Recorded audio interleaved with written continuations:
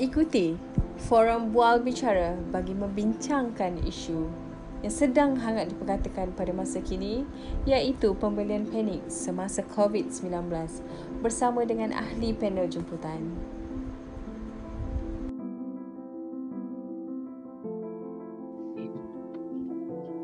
Assalamualaikum dan salam sejahtera kepada penonton di rumah dan juga kepada ahli-ahli panel kita. Hari ini kita akan sama-sama mengupas isu berkaitan dengan pembelian panik di kalangan masyarakat. Sebelum kita pergi dengan lebih jauh, izinkan saya untuk memperkenalkan barisan panel-panel kita pada hari ini. Panel yang pertama kita, Puan Noraliza binti Ozmi. Panel yang kedua kita, Cik Salbia binti Jaafar.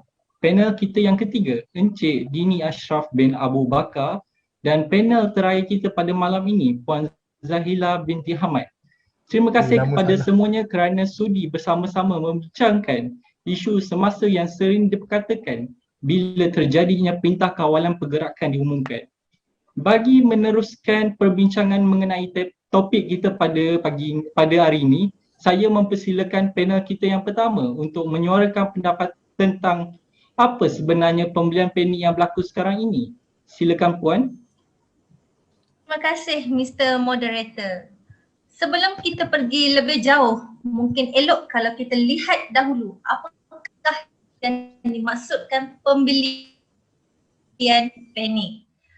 Pembelian panik itu adalah salah satu keadaan di mana para pengguna membeli dalam kuantiti atau stok yang banyak sesuatu barang keperluan melebihi daripada penggunaan dalam satu-satu masa. Jadi, ianya berlaku disebabkan jangkaan atau persepsi pengguna itu sendiri terhadap kemungkinan-kemungkinan yang berlaku. Misalnya, mereka menjangkakan akan berlaku kekurangan dari segi bekalan-bekalan yang susah untuk ditemui ataupun kenaikan seperti harga akan berlaku bencana, akan berlaku kawalan dan sebagainya. Jadi, apabila dikatakan jangkaan atau persepsi-persepsi, boleh jadi ia betul ataupun tidak betul, ianya tingkah laku pengguna ini adalah didorong oleh satu sentimen yang mungkin tidak berdasarkan pertimbangan yang rasional kerana disebabkan oleh maklumat yang diterima itu tidak tepat atau tidak betul. Mendengar khabar-khabar angin. Jadi itulah yang dimaksudkan dengan pembelian panik. Orang ramai dinasihatkan supaya tidak membuat pembelian panik sesulan pelaksanaan Perintah Kawalan Pergerakan yang bermula daripada tahun lepas 18 Mac 2020 hingga 31 Mac 2020. Kementerian Perdagangan Dalam Negeri dan Hal Ehwal Pengguna melalui hantaran dalam Facebook juga menyatakan dan memberi jaminan bahawa bekalan barang-barang keperluan adalah mencukupi. Apa yang boleh saya katakan di sini? Bertenang, jangan panik. Patuhi SOP, elakkan pembelian panik. Bekalan barang keperluan tetap boleh dibeli dan dijamin mencukupi. Jadi Puan, adakah ianya faktor situasi semasa ataupun individu itu sendiri? Seperti sedia maklum, keadaan di Malaysia dan juga negara luar sedang berhadapan dengan krisis wabak COVID-19. Apa yang boleh saya katakan di sini? Ini disebabkan oleh situasi semasa dan bukan daripada individu itu sendiri. Itu saja daripada saya. Baiklah, terima kasih Puan. Seterusnya, bila kita sebut tentang pembelian, tidak kira secara panik ataupun sebaliknya, ianya juga merupakan sumbangan kepada faktor ekonomi juga kan? Bagaimana kita lihat dari konteks ekonomi? Apa pandangan dan ulasan yang dapat dikongsikan dengan kita semua? Dipersilakan panel kita yang kedua, Cik Salbia untuk melontarkan pandangan beliau. Terima kasih kepada moderator. Okey, bagi pendapat saya, manipulasi harga juga akan menyumbang kepada faktor ekonomi. Hal ini kerana pembelian panik menyebabkan harga meningkat dengan ketara kerana ia menyebabkan para pembekal meningkatkan harga untuk membuat untung bersih.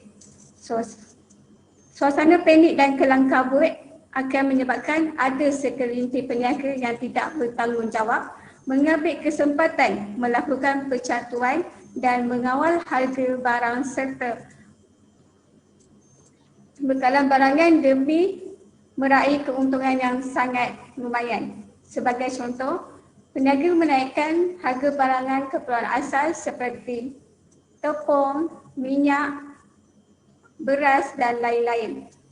Hal ini boleh menyebabkan pengguna-pengguna atau masyarakat dari kalangan ekonomi rendah susah untuk mendapatkan barangan tersebut akibat daripada harga melambung yang sangat tinggi.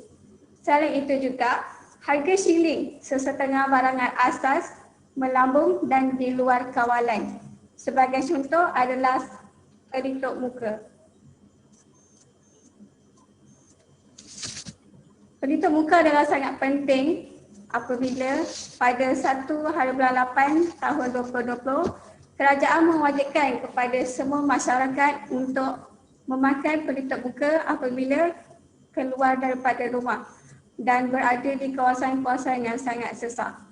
So, dari sini kita boleh lihat apabila berlakunya COVID-19, wujud permintaan tinggi terhadap topeng penutup muka dan sanitizer di pasaran ekoran berlakunya penurunan COVID-19.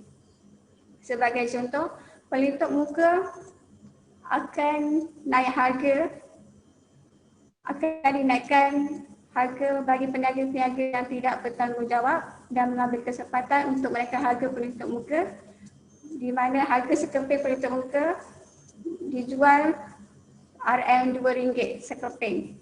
So hal ini, peningkatan ini terjadi kerana peniaga menyuruhkan bekalan topeng muka dan menjual kepada pengguna dengan harga yang sangat tinggi. So, keadaan ini berlaku kerana Perintah Kawalan Pergerakan dan ianya hanya berlaku pada waktu-waktu tertentu. Situasi ini terjadi apabila pada 18 hari bulan 3 tahun 2020, Perdana Menteri kita yang amat berhormat Tan Sri Datuk Haji Muhyiddin Yassin telah mengumumkan Perintah Kawalan Pergerakan yang pertama dilaksanakan di Malaysia. Disebabkan hal ini, ramai masyarakat di Malaysia berpusu-pusu ke pasar raya untuk membeli barangan dan berlakunya pembelian kredit. So, dengan langkah untuk pegawai-pegawai pihak penguat kuasa sentiasa memantau keperluan asas supaya mencukupi dan memastikan harga barang-barang tersebut terkawal. Pihak KPDN HEP sentiasa memastikan bekalan makanan tidak terputus dan mencukupi. Selain itu juga, pihak kementerian juga akan memastikan amalan manipulasi harga dapat dibendung daripada peniaga-peniaga yang tidak bertanggungjawab untuk menaikkan harga barang yang terlalu tinggi. Itu sahaja daripada saya. Baiklah, terima kasih atas perkongsian anda tadi. Sebelum kita teruskan dengan lebih lanjut, mari kita saksikan VT ini terlebih dahulu. Silakan. Orang ramai dinasihatkan untuk tidak melakukan pembelian panik kerana ia boleh memberi kesan kepada kekurangan bekalan barangan keperluan di dalam pasaran. Menteri Perdagangan Dalam Negeri dan Hal Ehwal Pengguna Datuk Seri Alexander Nantalinggi dalam satu kenyataan hari ini berkata, bekalan barangan di dalam pasaran ketika ini adalah terkawal. Nanta berkata situasi pembelian panik yang dilaporkan di beberapa kawasan di negara ini mungkin berlaku menjelang pengumuman khas oleh Perdana Menteri Tan Sri Muhyiddin Yassin esok berhubung tindakan kerajaan dalam mendepani situasi semasa jangkitan COVID-19. Katanya situasi itu tidak sepatutnya berlaku kerana bekalan barangan di semua sektor peruncitan adalah mencukupi dan semua premis perniagaan di peringkat pengilang, pemborong dan peruncit masih beroperasi seperti biasa. Bagaimanapun, tegasnya situasi kali ini berbeza berbanding ketika Perintah Kawalan Pergerakan PKP yang pertama kali dilaksanakan pada 18 Mac 2020. Ini jelasnya kerana ketika itu kebanyakan premis perniagaan terpaksa ditutup dan sekaligus memberi kesan kepada keberadaan bekalan barangan keperluan di pasaran. Katanya KPDN HEP akan membuat pemantauan harian 12 barangan keperluan seperti gula, minyak masak, beras, penutup muka dan cecair sanitasi tangan, membabitkan 2,711 peruncit terpilih daerah, 1,039 pemborong terpilih daerah dan 223 penggilan terpilih daerah di seluruh negara.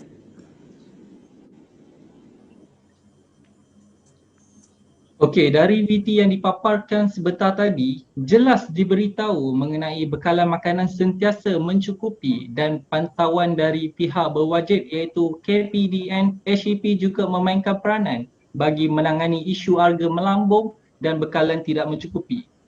Mari kita teruskan buah bicara kita ini berkenaan bekalan di pasaraya pula. Apa yang boleh dikatakan bagi isu ini? Silakan Encik Ashraf. Kepada Encik Moderator, seterusnya isu hadkan pembelian pada pengguna. Yang pertama, rakyat Malaysia tidak perlu terburu-buru membeli banyak barang keperluan dalam satu belian di musim Perintah Kawalan Pergerakan ini. Berbelanja seperti biasa, secara mingguan atau bulanan dan beli barang yang diperlukan sahaja. Sebagai contoh, rakyat perlu lebih banyak membeli barang mentah seperti ayam dan ikan secara dalam talian kerana lebih mudah dan dihantar terus ke rumah. Rasanya orang ramai sudah lebih bijak dalam merancang perbelanjaan mereka. Kerana dalam tempoh PKP bukannya kita tidak boleh keluar rumah langsung. Kita belajar dari lockdown pertama. Kali ini mungkin lebih mudah kerana kita sudah ada pengalaman melaluinya. Namun bukan semua akan mudah menghadapinya. Yang kedua, pembelian bersyarat oleh peniaga tidak beretika. Ia bagi memastikan barangan keperluan asas pengguna sentiasa mencukupi dan tiada manipulasi harga oleh para peniaga dan tidak beretika ketika pengguna di negara ini berdepan pandemik COVID-19. Biasanya, peniaga ini akan mengambil untung yang berlipat ganda pada setiap barang atau makanan yang dijual kerana pihak mereka tahu barangan atau makanan seperti ini akan mendapat pemerintahan yang tinggi oleh rakyat. Ini juga akan menyebabkan aliran tunai isi rumah akan terjejas. Oleh itu, rakyat mesti bijak dan jangan tamak ketika berbelanja serta kekal tenang menghadapi situasi ini. Yang terakhir, ada kala barang yang dibeli itu belum ada perlukan itu mungkin lebih diperlukan oleh orang lain yang lebih terdesak, terutama untuk orang tua dan kanak-kanak. Pembelian panik juga boleh menyebabkan bekalan barangan keperluan asas terutama makanan dan kebersihan diri kehabisan. Sekiranya bekalan barangan harian berkurangan dan habis, pengguna terutama mereka yang betul-betul memerlukan akan menjadi mangsa. Ia juga boleh menyebabkan sesetengah peniaga yang tidak bertanggungjawab mengambil peluang menaikkan harga barang. Malah ia boleh menjerumuskan pengguna kepada pembaziran kerana barangan yang dibeli dalam jumlah banyak itu sebenarnya adalah di luar keperluan dan berkemungkinan akan habis tarikh luput. Saya mencadangkan pihak-pihak pengusaha pasaraya dan kedai runcit supaya melakukan inisiatif kendiri tersebut. Secara tidak langsung, ia dapat membendung isi pembelian panik ini. Pihak berkuasa juga perlu melakukan langkah pencegahan bagi mengelakkan pihak tidak bertanggungjawab menyebarkan sebarang jenis fitnah ataupun berita palsu hingga boleh mencetuskan suasana pembelian secara panik tidak berlaku lagi. Orang awam juga boleh membuat aduan kepada pihak berkuasa jika terdapat permasalahan yang mereka hadapi. Selain itu, masyarakat perlu merancang pembelian mengikut keperluan semasa di samping mengunjungi premis yang tidak sesak. So maksudnya di sini adakah Encik Dini merasakan peranan KPDN HEP ini memainkan peranan penting bagi menangani isu ini? Ya, peranan KPDN HEP ini akan memainkan peranan yang penting bagi menangani isu ini. Pembeli juga tidak perlu panik kerana hasil pemantauan dijalankan KPDN HEP mendapati bekalan barangan di semua sektor peruncitan adalah mencukupi. Di samping semua operasi perniagaan membabitkan pengilang, pemborong dan peruncit masih beroperasi seperti biasa. Justru itu, pengguna dinasihatkan untuk mengelakkan pembelian panik kerana ia boleh memberi kesan kepada kekurangan bekalan barangan keperluan di dalam pasaran. Terima kasih. Baik. Terima kasih atas perkongsian itu. Sebelum itu, mungkin ada perkongsian dari Puan Zahila. Bagaimana pandangan Puan tentang kesan-kesan yang bakal atau mungkin berlaku akibat dari pembelian panik ini? Silakan Puan. Terima kasih kepada Tuan Moderator. Okey, dari segi kesan terhadap pembelian panik ini, apa yang saya dapat rungkaikan di sini daripada perkongsian semua ahli panel sekalian, kita dapat mengenal pasti sejak diumumkan akan berlakunya PKP sehingga ke hari ini, ramai yang mengamalkan pembelian panik ke atas barangan keperluan. Ini sekaligus akan menyebabkan pembelian secara berlebihan dan berlakunya pembaziran bukan sahaja wang ringgit, malahan barangan keperluan itu juga. Dalam menghadapi situasi sebegini, kita perlu mengamalkan langkah berjimat cermat di mana kita sendiri tidak dapat menjangkakan berapa lama tempoh PKP ini akan berakhir dan bila keadaan ekonomi kita kembali stabil seperti sedia kala. Kerana kita harus ingat, tekanan ekonomi ini bukan sahaja terkesan ketika tempoh PKP, malah kesan jangka masa panjang dari krisis pandemik ini juga perlu kita fikirkan. Apa yang kita perlu lakukan bagi mengelakkan pembaziran dalam berbelanja? Itu persoalannya sekarang. Jadi seharusnya kita sebagai pengguna seharusnya menyemak terlebih dahulu barang-barang apa yang benar-benar tiada di rumah sebelum membuat pembelian. Antara contoh, langkah yang bijak ialah dengan menyediakan senarai barangan terlebih dahulu. Apa yang hendak dibeli. Senarai ini penting supaya tiada barangan yang tertinggal untuk dibeli dan dapat mengelakkan kita membeli secara berlebihan hingga berlaku pembaziran. Dahulukan keperluan asas dan utama. Oleh itu, dinasihatkan agar masyarakat dapat menguruskan sumber pendapatan yang ada pada masa kini mengikut keperluan. Bukan kerana kehendak, agar kita boleh berjimat dan mempunyai lebihan aliran tunai yang akan diguna pakai dan disimpan sebagai dana kecemasan. Selain daripada itu juga, pembelian panik ini mewujudkan persekitaran toksik di mana ianya bermaksud kekurangan jika ramai-ramai pergi berpusu-pusu ke supermarket, kita akan ke pasaraya, kita akan dapat melihat keadaan di mana kekurangan tempat letak kereta, kereta terlalu banyak, ramai orang berpusu untuk membeli belah, keadaan panik tu. Pembeli dan orang ramai akan beratur panjang di pintu masuk premis, di kaunter juruwang ketika membuat pembayaran.